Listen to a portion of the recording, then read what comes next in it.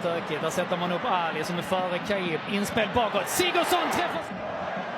Tuggas får inte tag i den. Och den där är en straff. Riktigt där för MFFs del. Spelar för Ali. Fin pass. Ali. Vänder och vrider. Utmanar mot Kaib. Tar sig neråt också.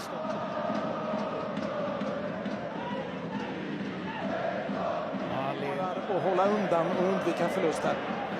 Men Halmstad kommer såklart att gå för det här under andra halvlek. Här spelar istället svängigt och ganska glest vad gäller mittfältsdelen. Ali nästan om Mjällby. Därför har den här cupvåren. Vi ska följa Ali här först. Snett bak till Christian. Fått stå tillbaka både som släppande anfallare och som högerytter eller vänsterytter. Lite beroende på vad man spelar honom där. Och Ramirez valt andra helt enkelt. Här har han bollen.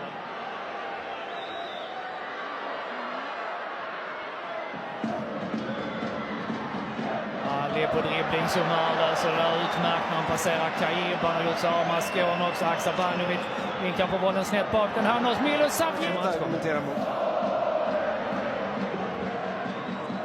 Sen får man ju aldrig veta vad Gudmundsson hade gjort om han hade fått chanserna för start. Möter Kaib. Hillary kommer dit och gör understöd. Ali ner och in i straffområdet. Och så bakåt för Ali.